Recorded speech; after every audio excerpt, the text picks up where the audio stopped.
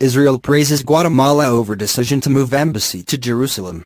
Israel has praised Guatemala's president, Jimmy Morales, for following the lead of Donald Trump in announcing plans to move his country's embassy from Tel Aviv to Jerusalem.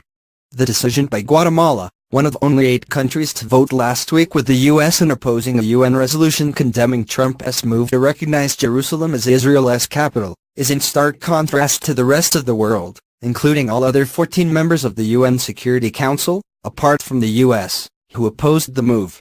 After speaking with the Israeli Prime Minister, Benjamin Netanyahu, Morales wrote to Guatemalans on his Facebook page that one of the most important topics was the return of Guatemala's embassy to Jerusalem from Tel Aviv, where it is currently located. Lorde cancels Israel concert after pro-Palestinian campaign. Read more. For this reason I am informing you that I have given instructions to the Foreign Ministry that it start the necessary respective coordination to make this happen, Morales wrote. The move is unlikely to have any significant impact, however, in international diplomacy or around Israel and the US's isolation around the issue of Jerusalem's status with all major states including all of the US's major European allies against the move. Guatemala has long had close security cooperation with Israel, including being a purchaser of Israeli arms. Morales is an evangelical Christian whose election in 2015 was seen in Israel as marking the potential for closer relations. Israeli Foreign Ministry spokesman Emmanuel Nishan thanked Guatemala for the important decision.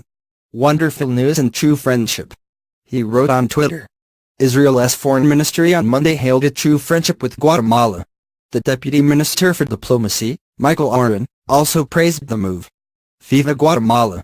It takes courage for a superpower to stand up for justice and recognize Jerusalem as Israel's eternal capital.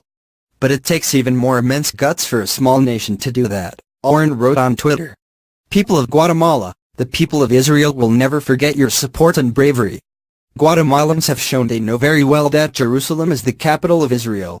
I welcome their decision to bring their embassy to Jerusalem and thank them for their deep friendship," added Israel's President, Reuven Rivlin.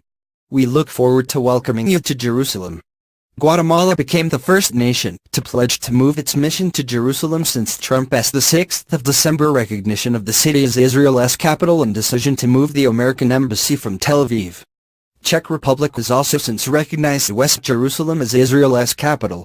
The announcement is scant compensation for Trump and for Israel, who have been lobbying tirelessly behind the scenes to persuade other countries to line up behind their position with little apparent success so far.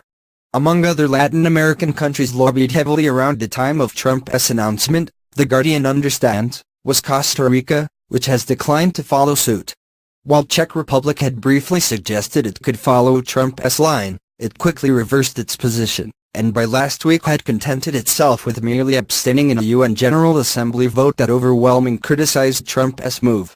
Instead, Trump and Israel have had to content themselves with the support of Togo, a handful of tiny Pacific nations, and Honduras and Guatemala. In all, 128 nations voted to maintain the international consensus that Jerusalem's status can only be decided through peace negotiations between Israelis and Palestinians. Only 8 countries stood with the U.S. in voting no to the resolution held in the UN General